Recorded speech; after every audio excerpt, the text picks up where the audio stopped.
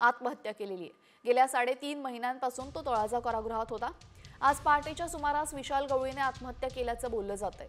विशाल गवळीने गळफास घेत पहाटे आत्महत्या केली। या घटनेमुळे कल्याण परिसरामध्ये संतापाची लाट उसळली होती। तर अक्षय शिंदे सारखाच विशाल गवळीचाही एन्काउंटर करा अशी मागणी कल्याणमधल्या महिलांनी केली होती।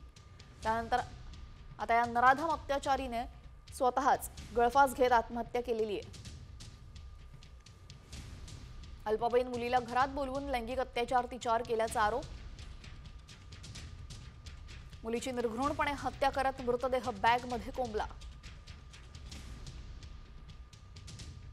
चिमुरडीच्या मृतदेहाची विल्हेवाट लावण्यासाठी त्याला बायकोचीही साथ मिळाली। तर गेल्या 3.5 महिन्यांपासून विशाल गवळी तळोजा जेलमध्ये होता। रविवारी पहाटे टॉवेलने गळफास घेत त्यानं जीवन संपवलं।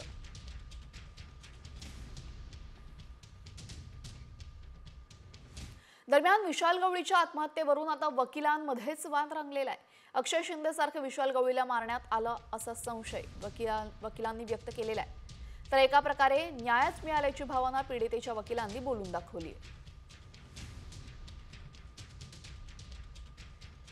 संशय आहे ना मला 100% संशय पोलीस यंत्रणेने मारले त्याला जेलात तो। कारण अक्षय शिंदेच्या बाबतीत पण असंच झालं होतं। अक्षय शिंदे सारखे ह्याला विशाल गवळीलाही मारतील, त्याच्यामुळे याला पोलीस प्रोटेक्शन वगैरे अजून एक्स्ट्रा ह्याच्या सुरक्षेत जेवढं करता येईल तेवढं करावं म्हणून। पण त्या अर्जावर काही निर्णय झाला नाही, काय नाही। आणि त्यांनीही मला सांगितलं होतं की मला इथे पण धोका आहे, पण तेव्हा मी सांगितलं त्याला की मी न्यायालयात अर्ज दिलाय, त्याच्यामुळे तुला काय होणार नाही, काळजी नको करू। न्यायालयाच्या माध्यमातून किंवा कायदेशीर प्रक्रियेतून जर अशा आरोपींना या ठिकाणी शिक्षा झाली असती तर मला वाटतं अशा विकृत मानसिकतेची जी लोक आहेत त्यांच्यामध्ये कुठेतरी दहशत निर्माण झाली असती आणि असे कृत्य आपल्या या शहरात आणि आपल्या राज्यात थांबले असते।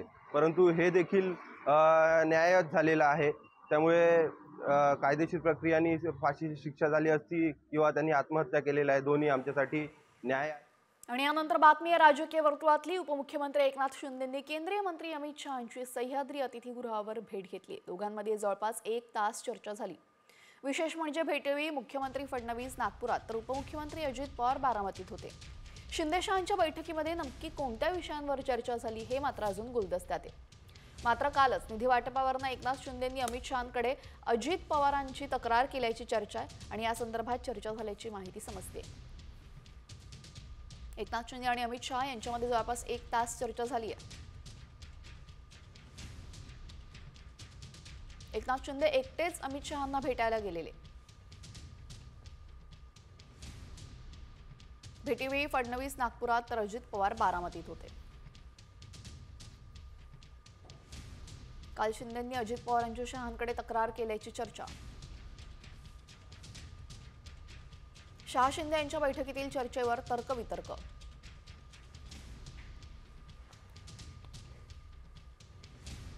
यानंतर महत्त्वाच्या घडामोडी वेगवान स्वरूपात टॉप 50च्या माध्यमातून।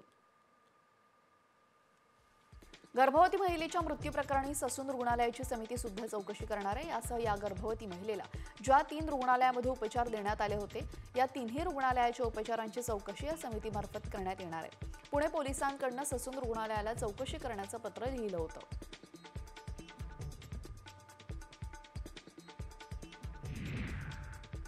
नागपूर शिक्षण भरती घोटाळा प्रकरणामध्ये आरोपींना पोलीस कोठडी सुनावण्यात आली आहे। उल्हास नरड, पराग पुडकेला 14 एप्रिलपर्यंत पोलीस कोठडी असणार आहे। या प्रकरणामध्ये आणखी कोण सहभागी याचा शोध घेतला जातो। बनावट कागदपत्रांच्या आधारे मुख्याध्यापकपदी मान्यता दिल्याप्रकरणी शिक्षक विभागाचे उपसंचालकाला अटक करण्यात आलेली आहे।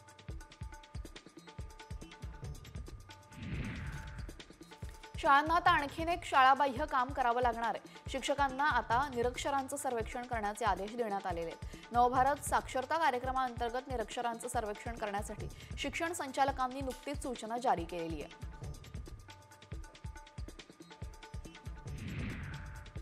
नाशिकमध्ये मडबातची परंपरा अजूनही सुरू आहे आणि ती जपली जाते। आयुर्वेदिक मातीचा लेप लावून उन्हापासून आणि त्वचेच्या विकारांपासून प्रतिबंध व्हावा या हेतूनं मडबातचं आयोजन केलं जातं। संपूर्ण अंगाला मातीचा लेप लावून गाण्यावर नाशिककर थिरकताना दिसलेत।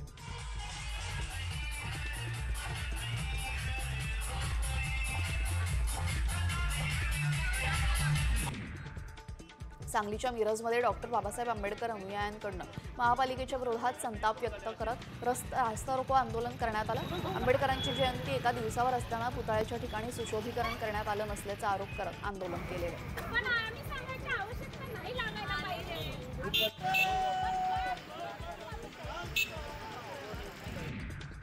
भायखळ्याच्या राणीच्या बागेमध्ये कर्मचाऱ्यांनी दुचाकी चालवल्यास 500 रुपयांचा दंड ठोठावला जाणार आहे। पेंग्विन गेट, मुख्य गेट, कॅमल गेट, बंगला गेट या ठिकाणी सुरक्षा रक्षकांसह इतरही कर्मचारी जर दुचाकी घेऊन फिरले तर त्यांना 500 रुपयाचा दंड ठोठावला जाणार आहे। याबाबतचा आदेश प्रशासनानं काढलेला आहे।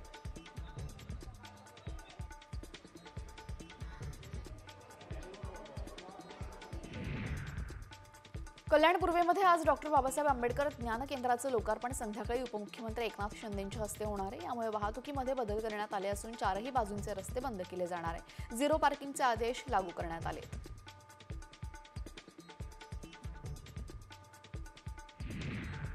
मुंबईमध्ये आतापर्यंत 13% नालेसफाई झाल्याचा दावा पालिका आयुक्तांनी केलेला आहे। ही कामं 31 मे पूर्वी करण्याचे आदेश पालिका आयुक्तांनी दिले।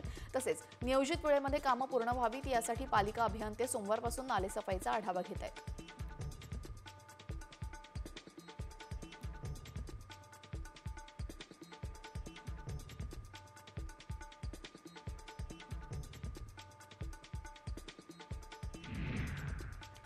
राज्यामध्ये उन्हाचा पारा वाढल्याने ताडगोळ्यांना मागणी वाढलेली 10 रुपयाला 1 नग म्हणजेच 120 रुपये डझन असा भाव ताडगोळ्यांना मिळत असला तरीही त्याची मागणी वाढलेलीच आहे। कल्याण, विरार, वसईसारख्या शहरी भागातून ताडगोळ्यांना चांगली मागणी आहे।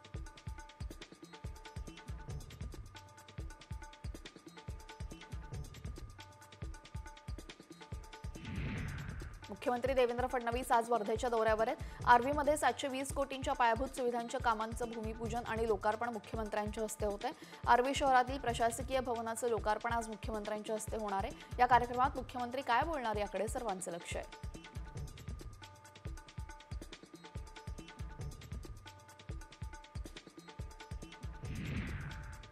आमदार गोपीचंद पडळकरांनी केंद्रीय गृहमंत्री अमित शहांची भेट घेतली। पुण्यश्लोक अहिल्यादेवी होळकरांच्या त्रिशताब्दी जयंतीच्या पर्वावर एका विशेष कार्यक्रमाचं आयोजन करण्यात आलेलं। या कार्यक्रमाचं निमंत्रण देण्यासाठी पडळकरांनी शहांची भेट घेतली।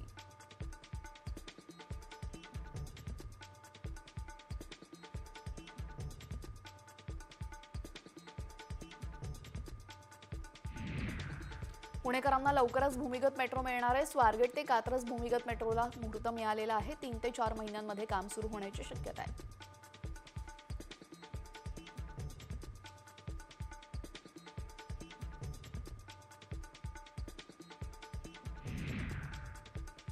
आज सीएसएमटी आणि विद्याविहार दरम्यान अप आणि डाऊन धीम्या मार्गावर सकाळी 11 ते दुपारी 3:35 मेगा ब्लॉक असणार आहे। तर कुर्ला आणि वाशी अप आणि डाऊन मार्गावर 11 ते 4 ब्लॉक असेल। सीएसएमटी इथून सकाळी 10:30 ते दुपारी 3:30 पर्यंत पनवेल, बेलापूर, वाशी जाणारा डाऊन हार्बर मार्गावर लोकल रद्द करण्यात आलेले आहे।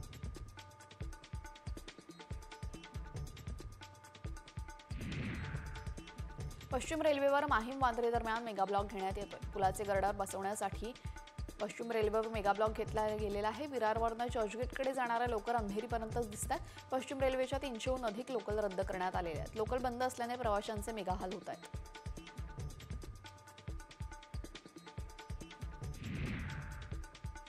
मध्य रेल्वेने 16 एप्रिलपासून आणखीन 14 एसी लोकल फेऱ्या सुरू करण्याचा निर्णय घेतलेला आहे। त्यामुळे सध्या धावणाऱ्या 66 एसी लोकल फेऱ्यांची संख्या आता 80वर पोहोचणार आहे। मात्र या 14 पैकी सकाळ आणि संध्याकाळच्या गर्दीच्या वेळेमध्ये केवळ एकच फेरी उपलब्ध असणार आहे।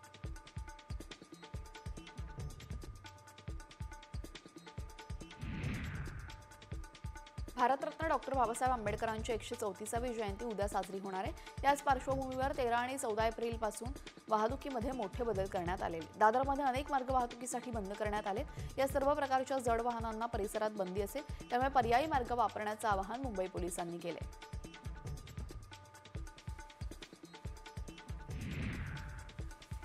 बदलापूर रेल्वे स्थानकावर तात्पुरत्या स्वरूपाचा शेड उभारण्याची मागणी महाविकास आघाडीने केलेली आहे। प्लॅटफॉर्म नंबर 1 आणि 2 आणि होम प्लॅटफॉर्मवर अजूनही प्रशासनाची पूर्ण शेड टाकलेली नाही। प्रवाशांना रेल्वे पकडण्यासाठी उन्हाच्या झळा सोसाव्या लागतात, त्यामुळे शेड बसवण्याची मागणी करण्यात आलेली आहे।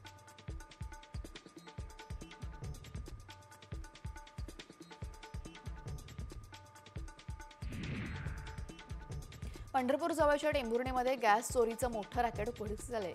रॅकेट गॅस टँकरमधून गॅसची चोरी करून खासगी व्यक्तींना विक्री केल्याप्रकरणी राजस्थानमधील दोघांवर गुन्हा दाखल करण्यात आलाय. दरम्यान गॅस विकत घेणाऱ्या खासगी व्यावसायिकांवर मात्र कारवाई केली नाहीये. त्यामुळे पोलीस अशा प्रकारांना पाठीशी घालत असल्याचा आरोप केला जातोय.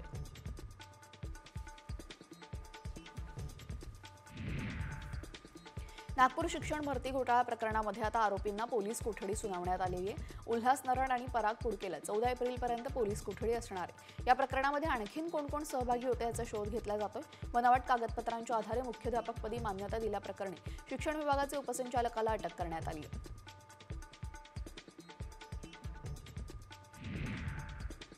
महिला डॉक्टरला लग्नाचं आमिष दाखवून लैंगिक शोषण केल्याच्या आरोपाखाली IPS अधिकाऱ्यावर गुन्हा दाखल करण्यात आलेला आहे. दर्शन दुगड असे अधिकाऱ्याचं नाव असून सध्या नंदुरबारमधील अक्कलकुवा इथं उपविभागीय पोलीस अधिकारी या पदावर कार्यरत होता. दरम्यान इमामवाडा पोलिसांनी या प्रकरणामध्ये प्राथमिक चौकशी सुरू केली आहे.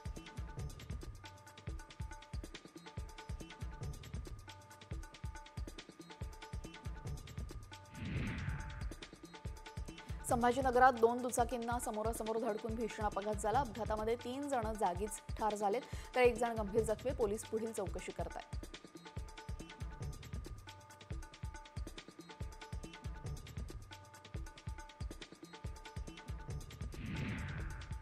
भंडाऱ्यातील तुमसरमध्ये बावनथडी नदीपासून प्रवाहातून अवैधरित्या रेती चोरून वाहतूक करणाऱ्यांवर कारवाई करण्यात आलेली. या प्रकरणी 2 ट्रॅक्टरच्या चालकांना अटक करण्यात आली असून त्यांच्याकडनं रेतीसह 12 लाखांचा मुद्देमाल जप्त करण्यात आलाय.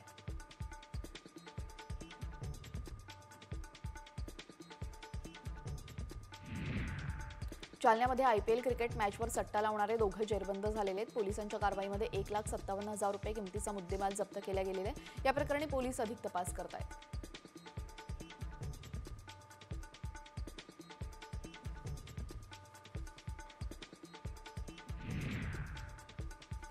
पुण्यातील कल्याणीनगर भागामध्ये असलेल्या पब पोलिसांनी सील केलेल्या येरवडा पोलिसांनी पंचाच्या समक्ष पबच्या प्रवेशद्वाराला टाळं ठोकलं. नियमांचं उल्लंघन केल्याप्रकरणी पोलिसांनी ही कारवाई केल्याचं समजतंय.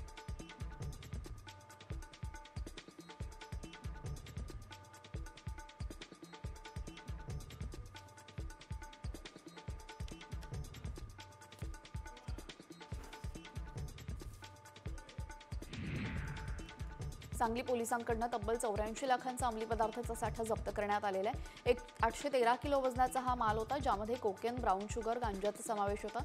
जिल्ह्यातील 9 ठाण्यांअंतर्गत 1986 पासून 2024 पर्यंत विविध कारवायांमध्ये हा नशेचा साठा जप्त करण्यात आला होता.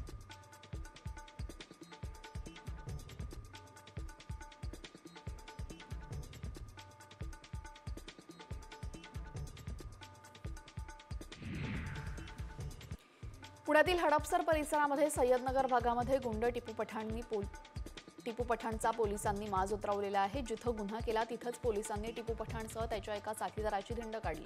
एका महिलेची जमीन बळकावल्याप्रकरणी टिपू आणि त्याच्या साथीदाराला पोलिसांनी अटक केलेली आहे.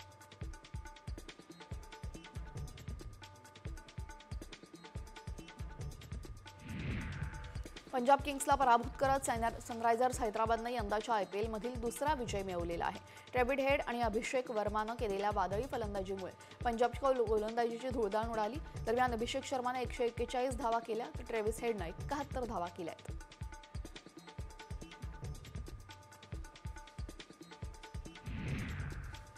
लखनौ सुपर जायंट्सनं गुजरात टायटन्सला 6 विकेट्सनं पराभूत करत गुणतालिकेमध्ये मोठी झेप घेतली. लखनौनं 6व्या स्थानावरनं 3ऱ्या स्थानावर झेप घेतली. लखनौनं 6 पैकी 4 सामने जिंकलेत. गुजरातचे पहिल्या क्रमांकावरनं घसरण झाली आहे.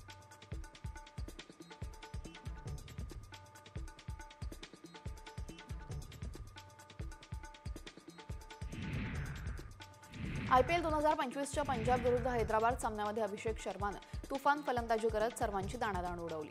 अवघ्या 17 चेंडूंमध्ये 80 धावा करत त्यानं शतक झळकवलेलं आहे. त्याच्या फलंदाजीपुढे पंजाब किंग्सचे गोलंदाज अक्षरशः हतबल झालेत.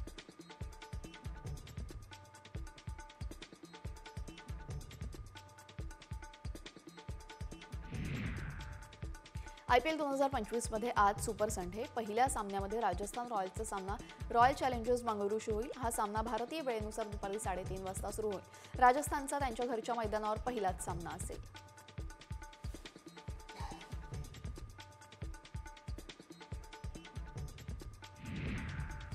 संध्याकाळी होणाऱ्या सामन्यामध्ये मुंबई इंडियन्स दिल्लीच्या अरुण जेटली स्टेडियमवर दिल्ली कॅपिटल्सची भिडतील. दिल्लीचा हंगामातील पहिलाच घरचा सामना असेल. दिल्ली अपवादात्मक फॉर्ममध्ये आहे तर मुंबई गती मिळवण्यासाठी संघर्ष करते.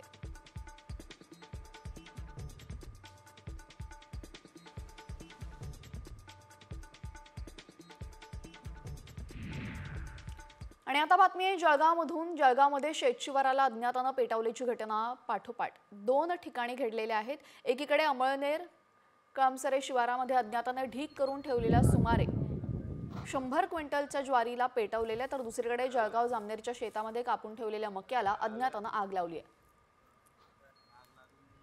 यामध्ये शेतकऱ्याचा 3.5 लाख रुपये किमतीचा जवळपास 200 क्विंटल मका जळून खाक झालाय. नुकसान भरपाईची अपेक्षा शेतकऱ्यांना मंत्री गिरीश महाजन यांच्याकडे व्यक्त केली आहे. दरम्यान एकाच जळगावमध्येच या 2 घटना वेगवेगळ्या ठिकाणी घडलेल्या आहेत. आग लावणाऱ्या व्यक्तीचा पोलीस शोध घेत असून 100 क्विंटल ज्वारी एका बाजूला एका अज्ञातानं जाळली, तर दुसऱ्या बाजूला 200 क्विंटल मका अज्ञातानं जाळलेला आहे. लाखो रुपयांचं नुकसान शेतकऱ्यांचं झालंय.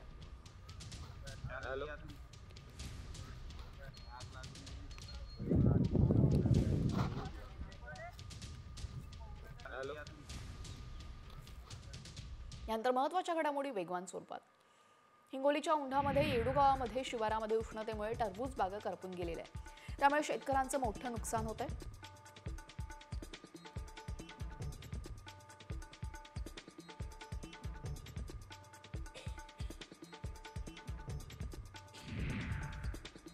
वाशिममधील 92 लघुसिंचन प्रकल्पांमध्ये केवळ 20% जलसाठा शिल्लक राहिलाय. यामध्ये 22 लघु प्रकल्प मालेगाव तालुक्यामध्ये आहेत. त्यामध्ये ग्रामीण भागामध्ये जनावरांच्या पिण्याच्या पाण्याचा प्रश्न गंभीर बनलाय. भीषण पाणी टंचाईची शक्यता वर्तवली जाते.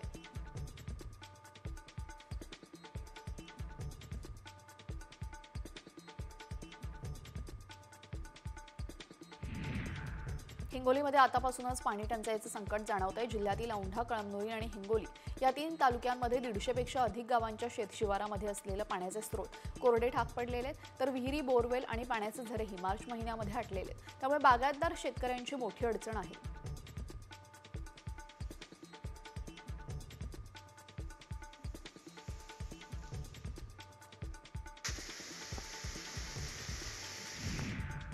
आईपासून दुरावलेल्या बिबट्याच्या 3 बछड्यांना पुन्हा आईच्या मायेची ऊब मिळवून देण्याची घटना शिरूर तालुक्यामधील जातेगाव बुद्रुक इथं पाहायला मिळालेली आहे.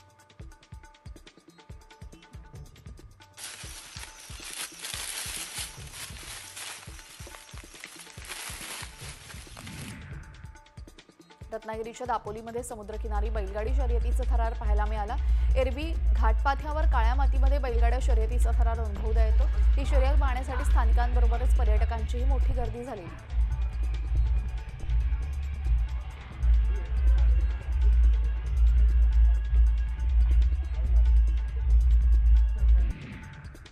राज्यामध्ये विनापरवाना पाळीव प्राण्यांची विक्री करणाऱ्यांवर कारवाई होणार आहे. याबाबत मुंबई उच्च न्यायालयानं राज्य सरकारला आदेश दिलेले आहेत.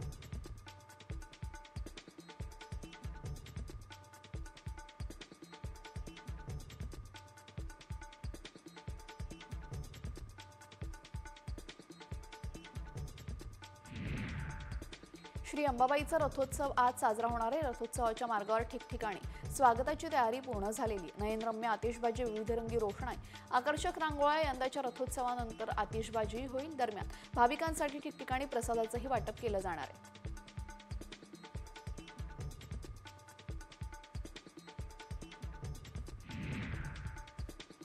लाखो भाविकांच्या हृदयातून दुमदुमणारा चांगभलाचा गजर, विविधरंगी सासन काठ्या, गुलाल खोबऱ्याची अविरण उधळण अशा भक्तिमय वातावरणामध्ये शनिवारी श्री क्षेत्र ज्योतिबा डोंगर इथं दख्खनचा राजा श्री ज्योतिबा देवाची चैत्र यात्रा उत्साहात संपन्न झाली. यात्रेचे ड्रोन दृश्य साम टीव्हीच्या प्रेक्षकांसाठी.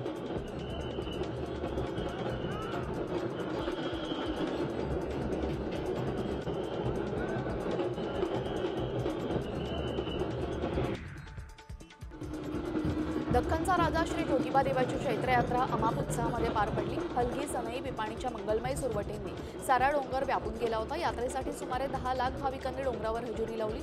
रणरणत्या उन्हामध्ये भाविक हात जोडून ज्योतिबा चरणी लीन झाले होते.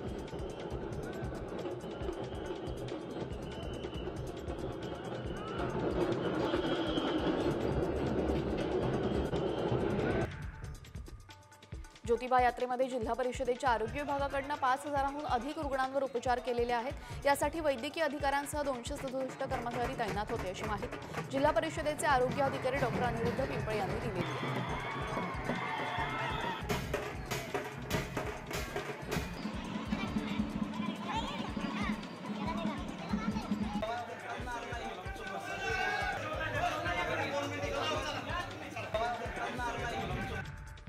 हर हर महादेव श्री मल्लिकार्जुन महाराज की जय या जयघोषामध्ये अक्कलकोट 5 दिवसांपासून सुरू असलेल्या मल्लिकार्जुन यात्रेची सांगता झाली। मानाच्या नंदीध्वजाच्या भव्य मिरवणुकी रथोत्सवासह सांगता झाली। यावेळेस मल्लिकार्जुन महाराज की जय या जयघोषामध्ये सारा आसमंत दुमदुमून गेला होता।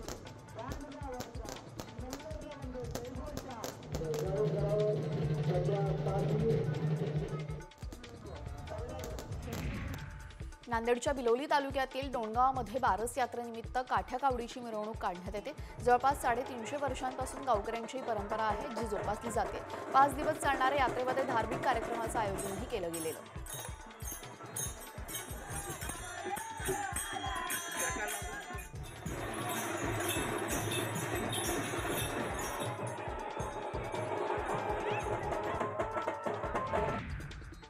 बाबासाहेब आंबेडकरांच्या जयंतीनिमित्त वाशीमधील बुद्ध विहारामध्ये 5 बाय 7 फुटाची बाबासाहेबांची प्रतिमा साकारण्यात आली। कलाकार सचिन दामोदर यांनी रांगोळी काढली। यासाठी तब्बल 9 तास लागले। तसंच विहारामध्ये येणाऱ्या प्रत्येकाला ही रांगोळी भुरळ पाडते।